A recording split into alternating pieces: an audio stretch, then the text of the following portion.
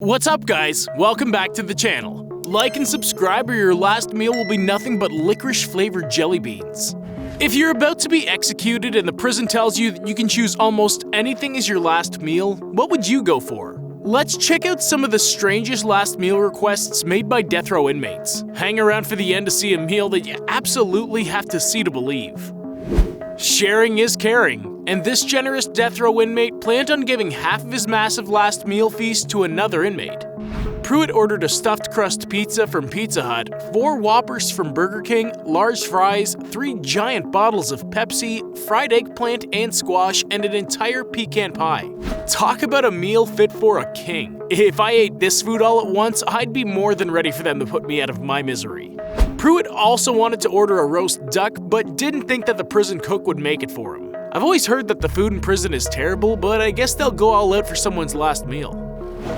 Speaking of sharing, Philip Workman wanted to donate his last meal to a homeless person. He requested that the prison get a large vegetarian pizza and give it to a homeless person in Nashville. The prison ended up not fulfilling his request, but once the public heard about it, they went out to donate pizza to homeless shelters. This is like the world's saddest pizza party, but I'm sure the homeless people appreciated the gesture. Hopefully they didn't only donate vegetarian pizza though. That would be the saddest part of this whole story. No offense to vegetarians, but pizza without meat isn't pizza. It's just a bread and cheese salad. Look, I understand that everyone has different tastes and stuff, but asking for a pile of dirt as your last meal is like 3 steps too far. Also, you can just go to the prison yard and eat as much dirt as you want. Dirt is dirt, right?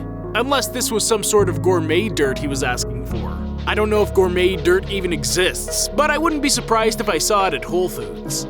Smith ended up eating a cup of yogurt when the prison told him that they weren't gonna feed him dirt.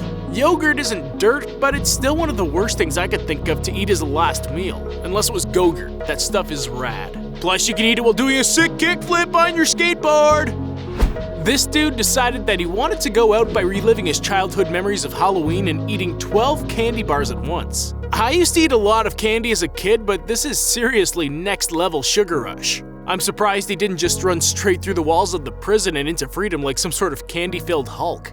Never get in the way of a man who's eaten 12 candy bars. He's basically a human freight train at that point. Luckily, they crash like 10 minutes later though. At least you don't have to worry about getting diabetes when you're on death row. We've seen a few people who've ordered gigantic feasts for their last meals, but this dude is the opposite. Figuer asked for a single olive that had not been pitted. I don't know why he wanted the pit left in, but that's not even the weirdest part of his request. Honestly, who even likes olives? Like, if they're on a pizza with a bunch of other stuff, that's fine, but by themselves? No way. Olives are like the anchovies of the vegetable world. Okay on pizza and disgusting alone. I don't know what this dude did to earn his death sentence, but this meal is a crime all by itself. The guards found the olive pit in his pocket, and he actually ended up being buried with it. Okay, we've got another candy fiend. This time they asked for just a big bag of Jolly Ranchers as their last meal. I guess this dude's parents never taught him that candy isn't a meal. Then again, I guess they didn't teach them not to end up on death row either, which is probably more important than the candy thing. And out of all the candy in the world, he picked Jolly Ranchers. So weird. It turns out that murderers are way better at killing people than they are at having good taste. Just don't tell them I said that. I don't want to end up being the reason someone's getting a last meal. Call me crazy, but I don't think a child murderer should get a last meal. As you'd probably expect, an evil dude like this has a strange appetite. For his last meal, he had celery, olives, salmon salad, cheese, coffee, and milk. It was 1936 when he was executed, but this was a weird request even for back then.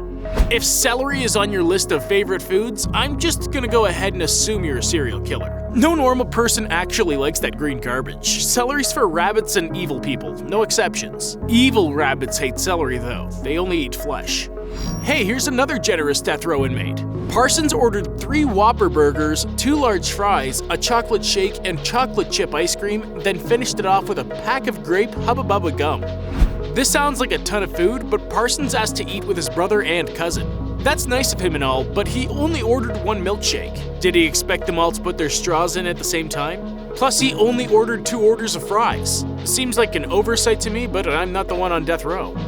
One of the worst domestic terrorists in American history had a pretty innocuous last meal, actually. The man known as the Unabomber simply asked for 2 pints of mint chocolate chip ice cream. I guess everyone loves ice cream, even terrifying monsters like this guy. I gotta say though, mint chocolate chip is a pretty weak ice cream flavor. Cookies and cream all day, man. That's what real ice cream connoisseurs go for. And don't come at me with that Neapolitan stuff. I don't need 3 flavors getting all muddled together. That's like a kid who puts 5 crayons in his hand and just starts scribbling randomly. You can't eat justice, equality, and world peace, but that's what Odell Barnes asked for instead of a last meal. That's a pretty tall order to ask of a few prison guards. If they could accomplish that, they probably wouldn't be working in a prison with a bunch of violent criminals. Also, you could still get a last meal and ask for that stuff, since it's not gonna happen anyway. Might as well make your ridiculous request while chowing down on some pizza or something. Asking for justice is kind of ironic when you're in prison for murder. Seems like justice already happened to you. Okay, this one is actually insane. How do you make a meal add up to 29,000 calories? Easy, just order what this dude did. His last meal included 1 Pizza Hut Supreme Pizza with double mushrooms, double onions, double jalapeno peppers, tomatoes, garlic, and Italian sausage, 10 8-ounce packages of Parmesan cheese, 10 cups of ranch dressing, 8 ounces of jalapeno nacho cheese, 4 ounces of sliced jalapenos, 2 cherry cokes, 2 large strawberry shakes, 2 pints of strawberry ice cream, and 1 bag of nacho cheese Doritos.